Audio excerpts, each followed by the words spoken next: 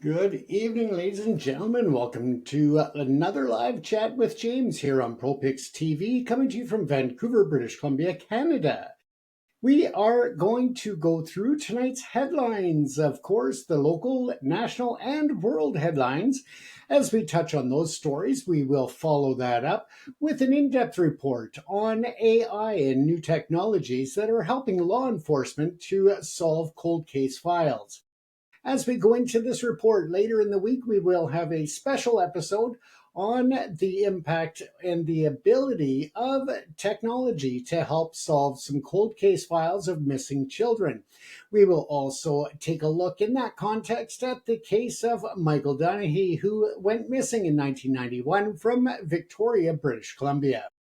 Now, let's get on with taking a look at our news that's topping the hour. Before we get started, I also wanted to just give a quick thank you to our episode sponsor, and that is Kary Movers. That's Kary movers.com. We'll get into a bit more about them later in this show, but if you're moving down the street or across the province, Kary Movers has you covered. All right, let's dive right in, and we're starting, as always, right here in Metro Vancouver. First up, a story many of you are not just seeing, but hearing and feeling every day.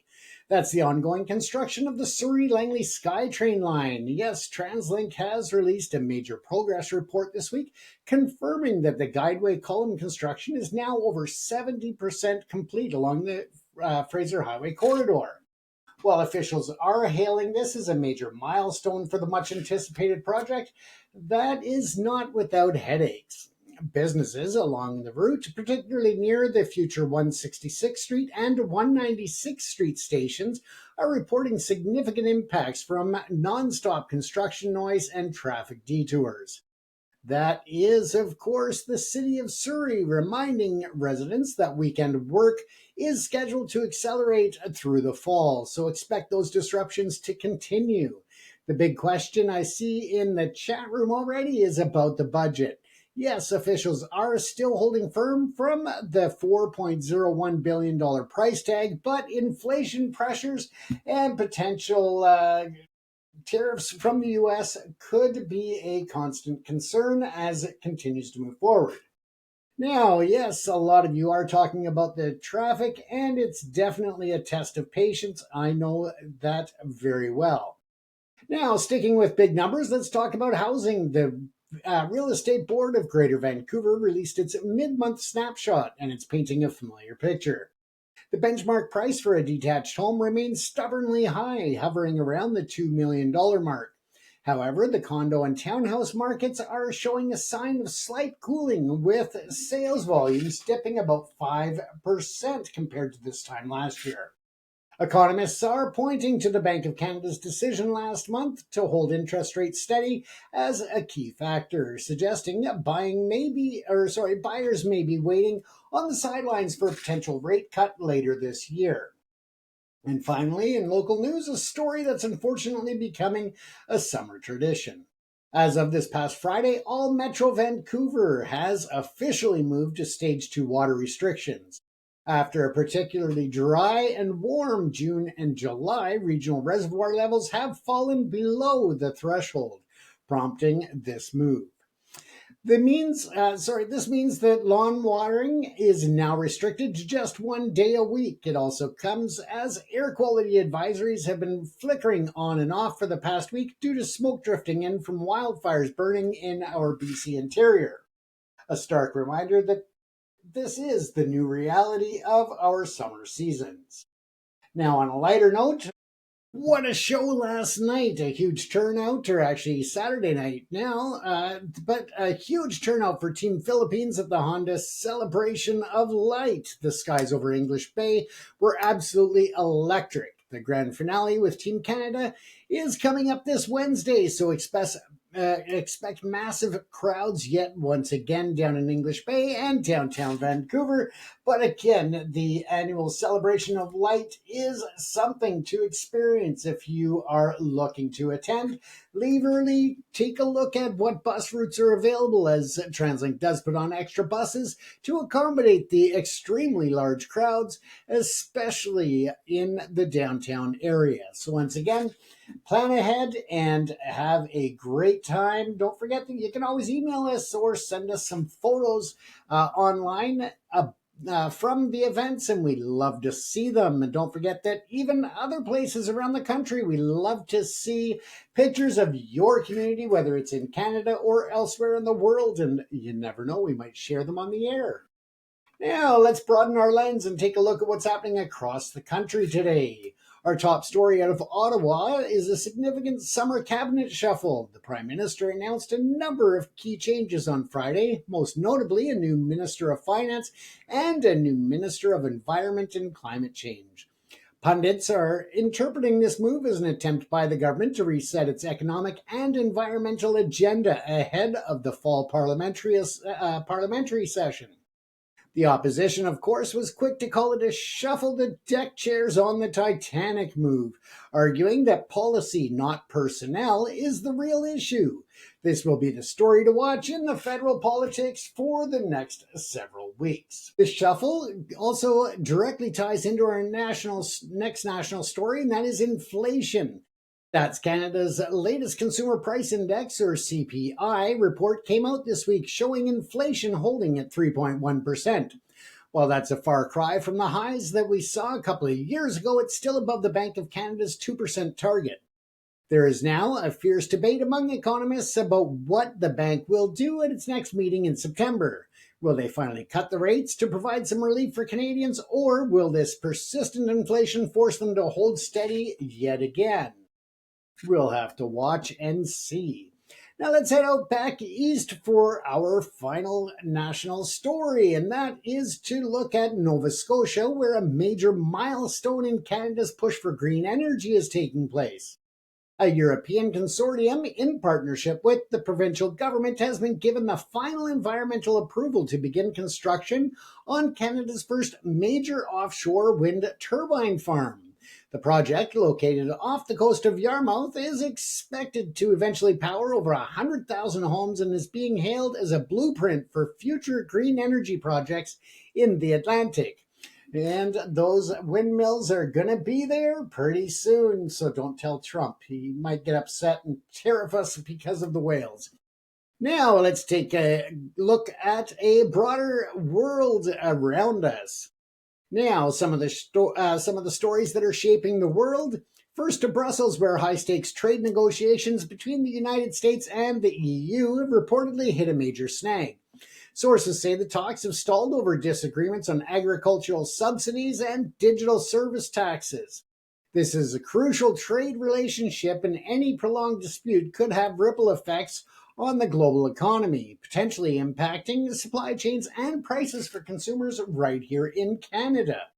Now, Trump has come out and stated that he is making progress with the EU, that they have a trade agreement in principle, and yada, yada, yada, because we know Trump is so full of shit, it's hard to take what he says seriously and his announcements of European investments into the US. So again, we'll watch and see what happens in the final trade agreement and see what announcements come out of the European Union as opposed to what actually comes out of Trump's mouth, because we know that that could be very different between the two. Now, from trade talks to taking a walk on the moon, a huge announcement from NASA and the Canadian Space Agency this week. The full 4-person crew for the upcoming Artemis mission, slated for late 2027, has been revealed, and as promised, a Canadian astronaut is among them. CSA astronaut Jenny City Gibbons will serve as a mission specialist, making her the first Canadian to travel to deep space and orbit the moon. It's an incredible moment for the Space Agency program, a truly inspiring piece of news, and especially for young girls who dream of being astronauts. Yeah, finally, a story that connects us back to what we're seeing in our own backyard. Yes, the World Meteorological Organization has confirmed that Europe is currently experiencing its third consecutive week of record shattering heat waves. Cities from Madrid to Rome are seeing temperatures soar above 40 degrees Celsius, leading to widespread public health concerns and straining their energy grids. It's a sobering large scale look at the climate challenges being faced across the Northern Hemisphere this summer. Let's also remember that they are in some regions being hit with massive wildfires that are only being exacerbated by the weather and the winds that are carrying those flames further. So, again, be careful out there, folks.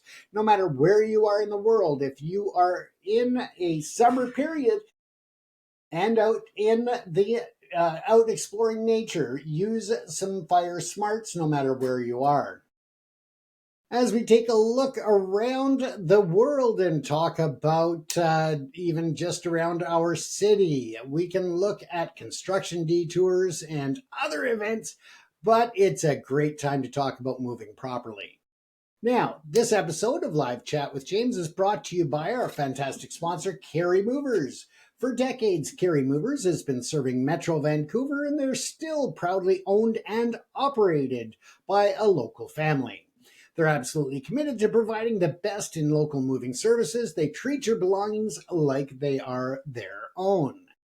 And if your move is a bit bigger, Carey Movers is also a trusted company for those looking to relocate a long distance anywhere in Western Canada. They have the experience and the teams to make a stressful process smooth and simple. You can find them online and get a free quote at www.careymovers.com. That's K-A-R-Y movers.com. Our sincere thanks and appreciation to Carey Movers for their support of Live Chat with James here on ProPix TV. And as I look, of course, you can chat and join the conversation. We do have most of the links here set up in terms of the majority of the online chats can come into our studio here from all the different platforms which you are watching on. That could be on Twitch, it could be on Facebook Live, LinkedIn, or even YouTube. Again, if you're watching live, don't be shy. Send a comment through, send a message. We do like to respond to them. And I do see at this time that there are a number of chats going on. People talking about congratulations to Jenny City Gibbons. And many of you also sharing your own water conservation tips. And that's fantastic to see. Now, that's all the time we have for the news overview before we get into our in-depth story tonight, as we've covered a lot of ground from the SkyTrain progress to the Fraser Highway, water restrictions here at home, cabinet shuffles, and Canada heading to the moon. So don't forget that you can also, if you are watching this show via replay or repost, on different platforms, you can always leave your comments as well, because we do look at those. We go back and keep an eye on the comments that are left. And if you have questions, we try to answer those either in the chats or via the program, where we could bring up your topic, your question, or your comment. And of course, we always try to include story suggestions from our audience. You are as much part of the program as we are. So again, don't forget that you can leave your comments there. We'd be happy to hear them.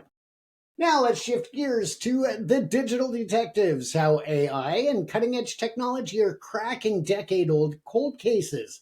This is a very interesting topic. It is something that a lot of people are starting to learn about, whether it's through different true crime podcasts and TV shows, such as those that you find on truecrimeandjusticetv.com and others. Again, you're learning about it, but let's take a look at how, again, AI and cutting edge tech are cracking these decade old cases. Excuse me, folks. My apologies. Cold cases, those enduring mysteries that haunt communities and leave families yearning for answers, once seemed destined to remain unsolved, relegated to dusty archives.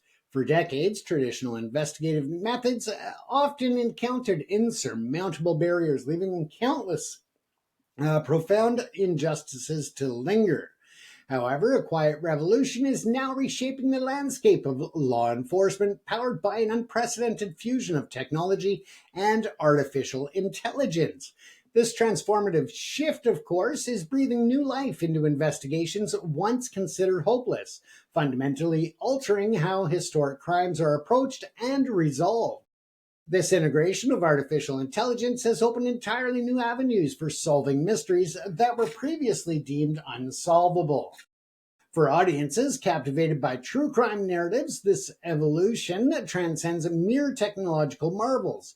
It speaks to the deeply human stories of justice finally served and the remarkable power of science to uncover hidden truths and the complex ethical dilemmas that emerge as machines become integral partners in the relentless pursuit of justice.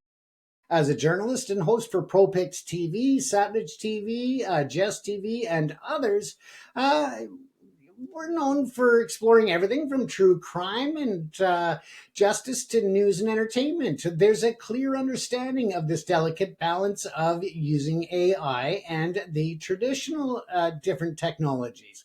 And that's even extended to consultations on AI ethics, which we also do. Now, this article delves into the cutting edge tools that are fundamentally reshaping criminal investigations, enabling law enforcement to revisit and resolve historic crimes with unprecedented efficiency and accuracy. Now, if you want to read along, I can bring this up on the screen, the article that I am quoting here. That is, again, an original here at ProPix TV. We also share these articles that we go through because sometimes we skip a little bit here and there. We'll cherry pick certain points in the interest of time on the program. So, again, if you want to get a look at the full articles, you can always go over to our Substack account or our Substack page, and you can always take a look at different articles that we post there, not only that have been on the show, but other articles of interest to hopefully all of our viewers and readers. Now, let's take a look here because there is a clear understanding of the delicate balance, even extending to consultations. We're delving into the cutting edge tools that fundamentally reshape criminal investigations. We're going to start with unlocking the past, and that is looking at key technological advances, as the modern era has ushered in a suite of advanced technologies that are dismantling the barriers of the past piece by piece. In cold case investigations, these innovations are not merely incremental improvements, they represent a paradigm shift in forensic science and investigative capabilities. With the power of genetic genealogy and DNA phenotyping, let's take a look at that next. And that's one of the most significant breakthroughs in recent years is the emergence of that forensic genetic genealogy, also known as investigative genetic genealogy. This cutting edge approach merges traditional DNA profiling with extensive genealogical research, leveraging direct to consumer DNA databases to identify suspects or even victims through distant familial connections.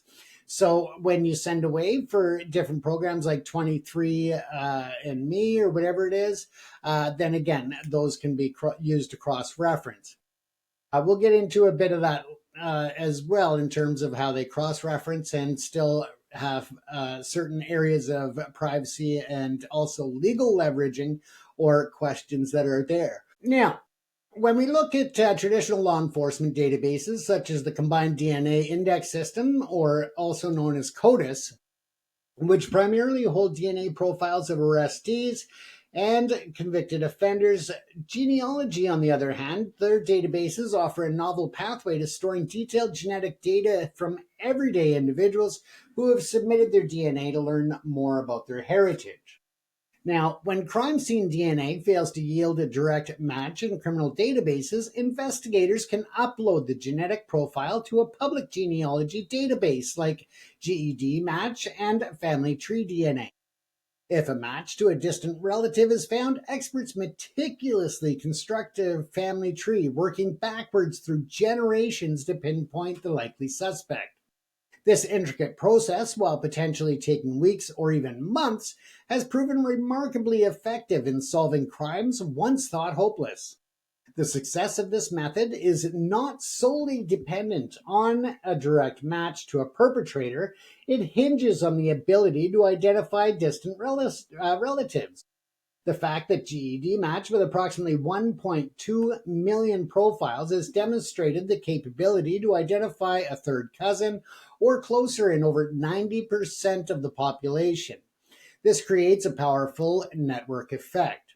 This means that even if a criminal has not submitted their own DNA, a relative likely has, effectively casting a genetic net that significantly expands the reach of investigations beyond the confines of traditional law enforcement databases.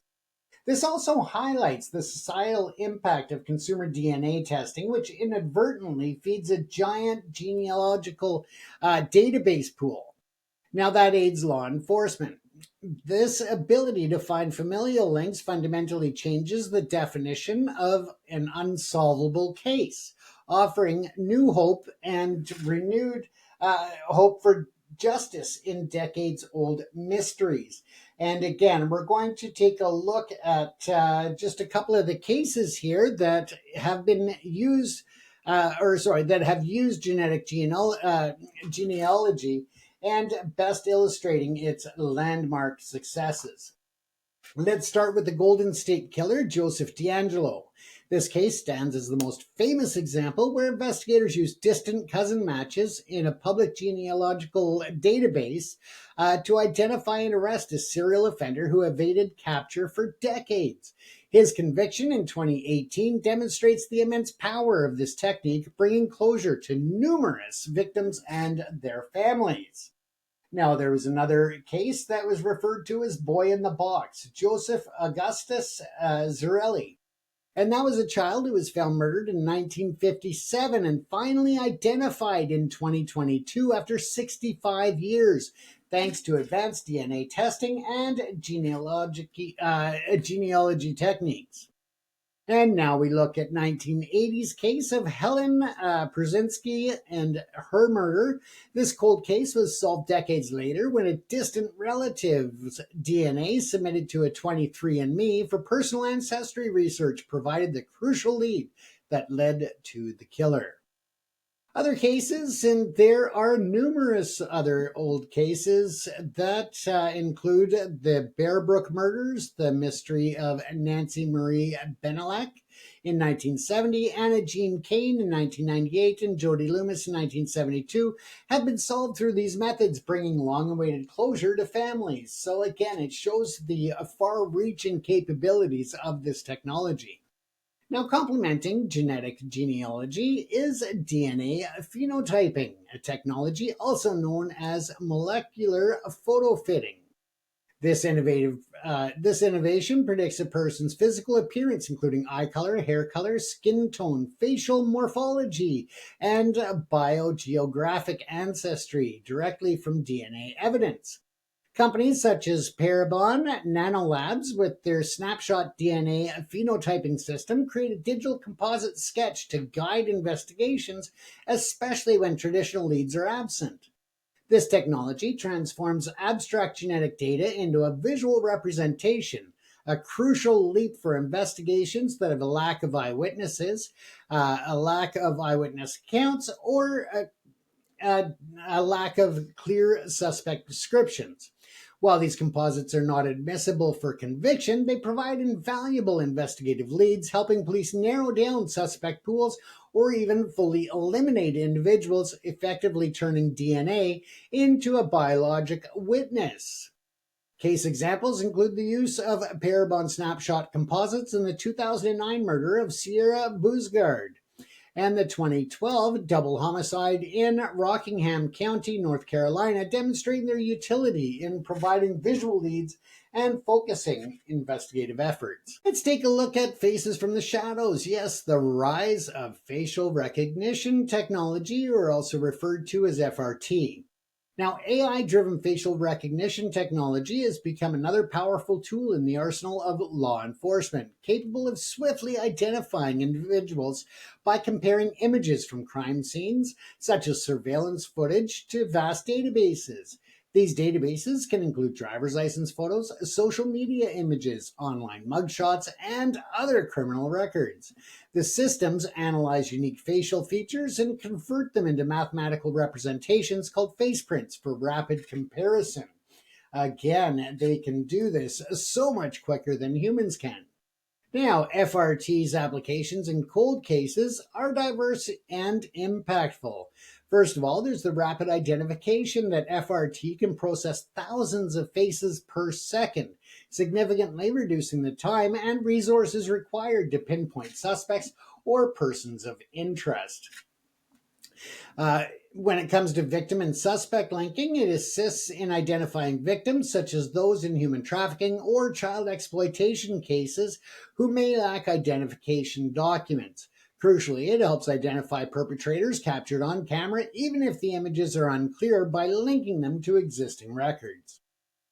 When it comes to solving decades-old cases, the FRT has played a pivotal role in solving cold cases by comparing old photographs to contemporary databases, making breakthrough identifications that were previously unattainable.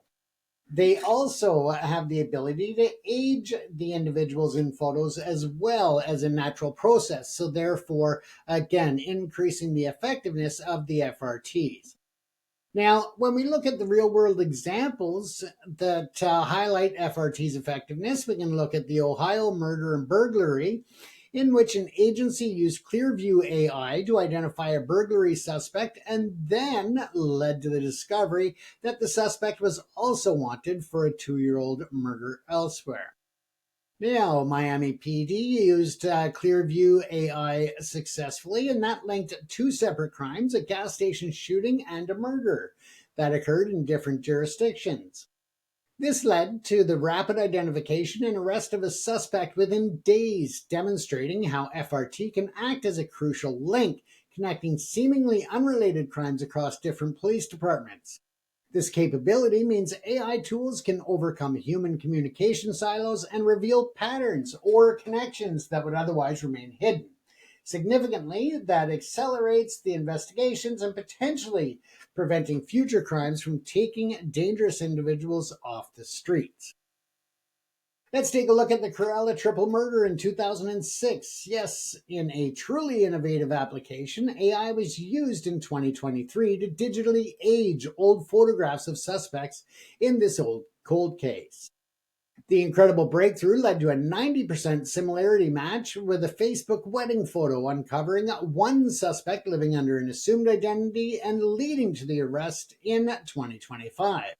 This demonstrates AI's ability to overcome the challenge of age progression in cold cases, a major hurdle when suspects' appearances change over decades. This advancement allows investigators to generate current likenesses of suspects from outdated images, directly addressing a long-standing challenge and making it possible to identify individuals who have deliberately altered their identities or simply aged naturally. That technology, I might add, is being used to be able to pinpoint certain highlights and dimples within masks, such as the wool masks that robbers tend to use. And over time, it's going to be able to take that mask off and actually identify the person underneath, given the certain points of characteristics that are obviously not hidden by the mask. So it could be the shape of the head, the ears, the pointing protrusions of the nose, and so forth, and be able to fill it in via AI to help create a potential database of suspects. So again, just really cool technology. Now, AI's analytical edge, that is, of course, beyond the human capacity. Now, cold cases are often characterized by a data deluge, and that is just vast amounts of fragmented notes, reports, witness statements, forensic evidence, and surveillance footage, to name but a few. Now, AI excels at processing and analyzing these large data sets, identifying patterns and cross-referencing details that human investigators might miss due to the sheer volume. A trial conducted by Avon and Somerset Police using an Australian-developed AI tool called SOS found it could review all evidential material in 30 hours, a task estimated to take human up to 81 years of man hours. This represents a fundamental shift as AI is not just speeding up existing processes, but enabling a level of comprehensive analysis that was previously impossible, allowing for the re examination of all evidence, not just selected portions, thus uncovering previously missed connections. Now, AI powered machine learning and deep learning algorithms can identify subtle patterns, connections, and discrepancies with minimal human intervention. This includes uncovering links between cases that span across jurisdictions, even if the original investigators did not communicate or collaborate. Now, when it comes to the natural language processing, that is another subset of AI that allows the system to shift through historical case files, interview transcripts, and witness statements to identify important keywords, patterns, or contradictions. Natural language processing can also compare cases to find commonalities or linguistic clues. In the infamous JonBenét Ramsey case, for instance, NLP has vast untapped potential to re examine the immense case files, reconstruct timelines, and identify subtle linguistic clues about the ransom note's author and circumstances. Now, furthermore, predictive analysis allows AI to analyze historical crime reports, demographic information, and socioeconomic data to identify patterns and predict where and when crimes are likely to occur. This concept of predictive policing helps law enforcement agencies allocate resources more efficiently and can potentially prevent new cold cases from ever occurring. While the primary focus here is on solving past crimes, AI's capabilities in identifying crime patterns and predicting future activities has broader implications for justice.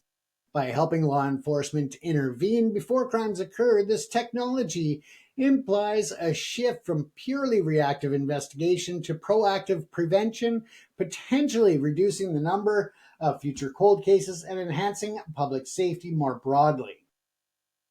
Now, what does this mean in terms of digital footprints and forensic evolution? Well, in today's increasingly digital age, the nature of evidence has expanded far beyond traditional traces. And that's when I'm talking about the traditional trace, I'm talking physical traces. Now, electronic evidence derived from emails, social media activity, smartphone geolocation data, and even data from wearable devices or smart home systems has become crucial in investigations. Social media platforms, in particular, have become treasure troves of information for law enforcement, offering unique windows into individuals' lives. Now, AI and automation significantly enhance the analysis of this digital evidence, even in non cyber crimes where key evidence is stored on devices like cell phones and computers. AI's driven tools can sift through terabytes of information, detect cyber threats, improve biometric identification methods, and reconstruct digital events. This includes analyzing emails, chat logs, and documents to detect fraud or insider threats. The proliferation of digital devices and online activity means that criminals leave digital footprints everywhere, making modern investigations increasingly reliant on digital forensics. AI is indispensable for this navigating of the digital deluge as the challenge shifts from finding physical evidence to sifting through immense digital data sets, a task uniquely suited for AI's processing power. A critical advancement in AI's ability is to analyze low-level, degraded, or otherwise unviable DNA evidence and enhance blurry images or fragmented audio recordings. This means AI can extract meaningful information from evidence that was previously considered useless, effectively reconstructing data that was previously deemed corrupted or incomplete. This capability directly addresses the limitations of the human perception and older technologies, making more historical evidence actionable. Now, the trick is for ensuring that the historic evidence has been saved. Unfortunately, without the foresight of potential technologies, we don't know exactly how many cases have misplaced or disposed of evidence with the thought that it was not useful. Now let's take a look at the ethical crossroads, and that's navigating AI's complexities. While the advancements brought by AI and technology in solving cold cases are undeniable, their widespread adoption introduces significant ethical and legal complexities that demand careful consideration. The pursuit of justice must be balanced with safeguarding of the individual rights and civil liberties. Again, questions that are left up to the courts, but there are many cases that have been or are currently going through the court system that again challenge these concerns.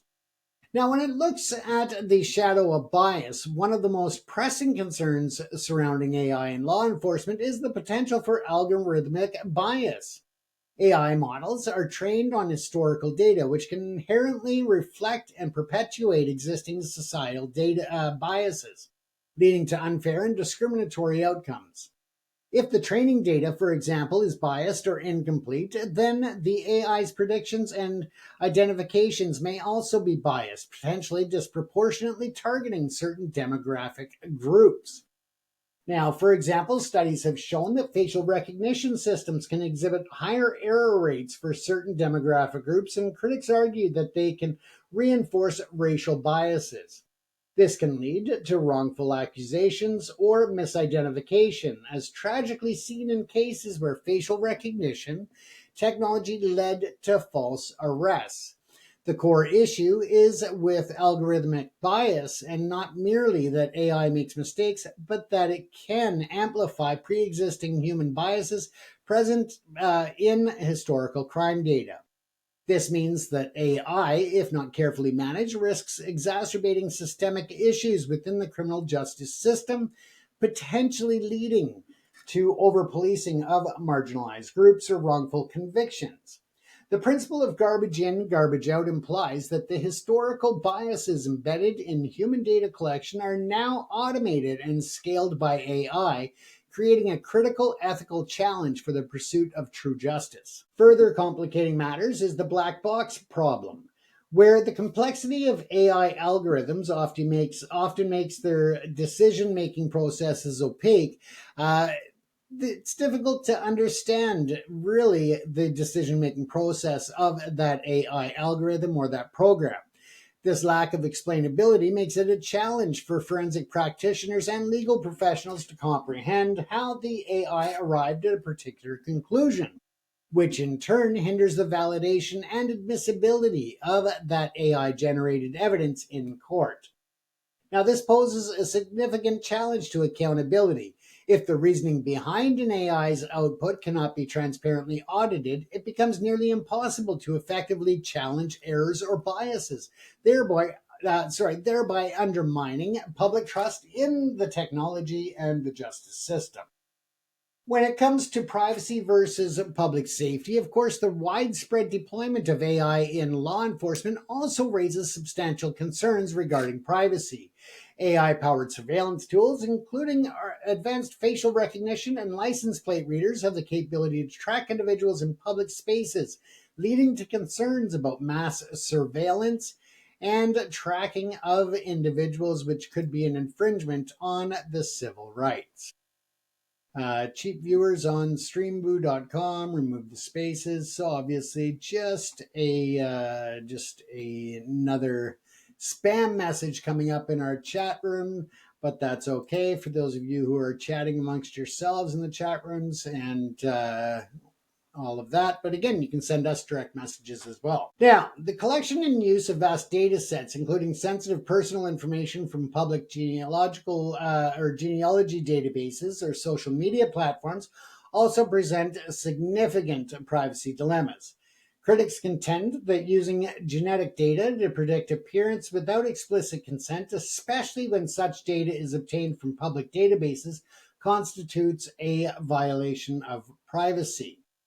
Now, the third-party doctrine, originally established by the U.S. Supreme Court, states that an individual has no legitimate expectation of privacy and information voluntarily turned over to third parties. While individuals may voluntarily submit their DNA to genealogy databases, they typically do so for personal heritage research, not for law enforcement purposes.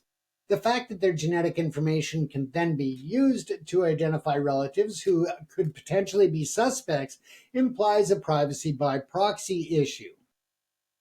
This means that an individual's decision to share their DNA can inadvertently expose their family members to police scrutiny, even if those family members have never consented to such use.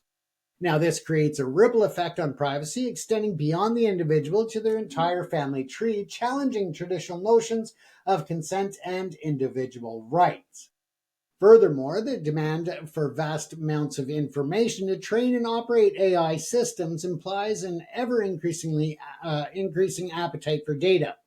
This raises concerns about the potential for mission creep, where data collected for one purpose, example social media interaction or body cam footage, is then repurposed for broader surveillance or predictive policing.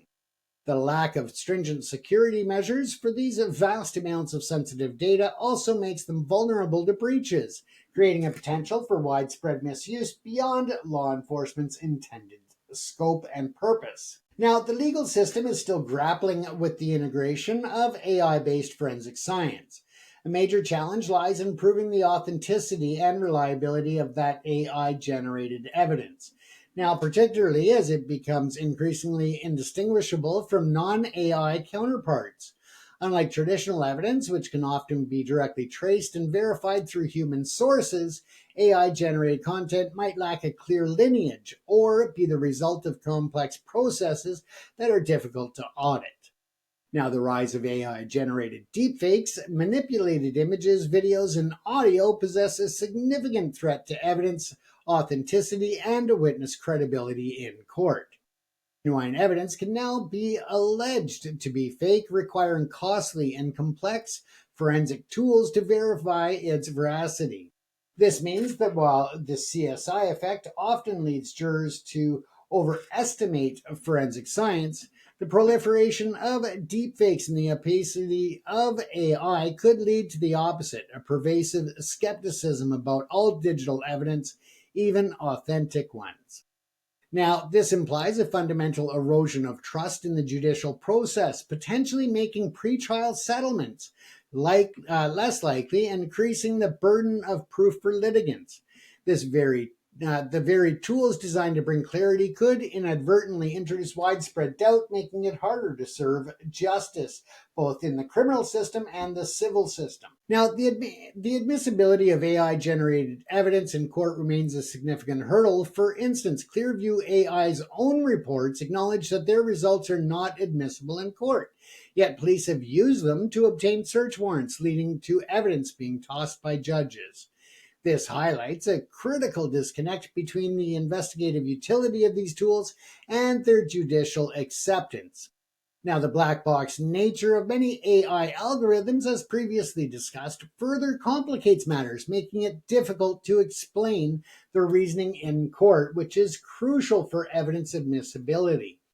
Now, the courts may require detailed explanations as to how AI systems operate, including their training data and developmental methodologies. The legal landscape surrounding AI in criminal investigations is still evolving, with a notable lack of comprehensive regulations governing forensic DNA phenotyping and broader AI use. Legal scholars, on the other hand, are actively calling for clear guidelines to ensure responsible application and to protect individual rights. The challenges posed by AI-generated evidence, including authenticity, bias, and transparency, fundamentally challenge traditional legal concepts of evidence and testimony. This means that the current legal frameworks are insufficient for a future where machines are effectively witnesses or investigators. Courts will need to develop entirely new standards for admissibility and potentially requiring a Daubert-like hearing for AI outputs and a deeper understanding of AI by judges and juries. This necessitates a rapid evolution of legal expertise and regulatory oversight to keep pace with technological advances. Now, when we look at the indispensable human element, AI as a force multiplier, let's take a look here. Despite the immense capabilities of AI in cold case investigations, a constant theme emerges. AI is a powerful tool designed to assist human detectives, not replace them. It acts as a superpower or an augmenting tool that handles data complexity, allows human intuition and experience to build strong cases. So again, uh, we really need that human oversight, and this is yet just a tool. Now, the human brain also is instrumental in rationalizing and conceptualizing what has happened at any crime scene, and that remains crucial. Human discretion, critical thinking, and nuanced decision making are indispensable in interpreting AI outputs, establishing probable cause, and ensuring justice. AI can explain the how of a crime, but it cannot solve the why. That requires human understanding of motive and context. The integration of AI does not render detectives obsolete. Instead, it transforms their role. They become future investigators who are a fusion of detective and tech expert. This means it is a growing need for new training that bridges traditional policing with cutting edge technologies, enabling detectives to move beyond manual tasks and focus on higher level analysis, strategic thinking, and ethical oversight. The human element shifts from brute force data processing to critical interpretation and decision making, making the detective's role more complex and specialized. Now, responsible AI deployment necessitates strict guidelines, rigorous oversight, and regular audits for bias and accuracy. Transparency about AI use and the data it processes is essential to maintain public trust. It has been observed that a breakdown occurred in the human conducted process of establishing probable cause in wrongful arrest cases linked to facial recognition technology. That is underscored, of course, that human error in applying the technology is often the root cause, not the AI itself. The recurring concerns about bias, privacy, and transparency highlight a crucial societal challenge. The success and public acceptance of AI in law enforcement hinge not just on its technical capabilities, but on robust ethical governance. This means that without transparent and ethical AI deployment, regular audits, and community engagement and oversight, the technology risks losing public trust and facing significant legal repercussions. The future of AI and justice is as much about policy and ethics as it is about the algorithms. Now let's take a look here at the future of renewed hope and vigilance in our conclusion. The advent of AI and advanced forensic technologies has undeniably revolutionized cold case investigations, from genetic genealogy, cracking decades old murder mysteries, to AI sifting through mountains of data and digitally aging suspect photos. These tools are providing answers and closure that were once unimaginable. The ability of AI to push the boundaries of genetic profiling and make investigations more efficient and reliable is transforming the pursuit of justice. However, this powerful technology comes with a profound responsibility. The ethical considerations of privacy, algorithmic bias, and legal admissibility are not mere footnotes, but central challenges that demand careful navigation. The overarching goal is to enhance justice, not undermine civil liberties. As AI continues its rapid evolution, its potential to aid law enforcement will only grow. The future of crime solving lies in a powerful, collaborative synergy between human ingenuity and artificial intelligence, ensuring that the pursuit of justice is both relentless and rigorously ethical. The ongoing evolution offers renewed hope for countless unsolved cases, but it also necessitates continuous vigilance and adaptation from society, legal systems, and law enforcement agencies worldwide. Now, with that said, we are going to look at a specific case and how the AI can work in the benefit of solving cold cases of missing people, specifically missing children. The case model that we're going to look at, or the actual case that we're going to look at, is the Michael Dennehy case, where he went missing at the age of 4 years old from a schoolyard and playground in the city of Victoria, British Columbia, Canada in 1991. That episode will be coming up in a few days, so I encourage you to watch for that special one. And hopefully, you can also take time to let us know what your thoughts are on this episode and other topics that you would like to see us cover. Once again, today's episode has been brought to you by Carey Movers, Western Canada's favorite family owned and operated long distance moving company, and also providing local moves in the Metro Vancouver and Fraser Valley region of British Columbia. You can contact Carey Movers for a free price quote at www.careymovers.com. That's www.karymovers.com. Once again, this has been another episode of Live Chat with James, coming to you from the studios at ProPix TV in Vancouver, British Columbia. Take care, everyone. Thanks for tuning in for this live episode.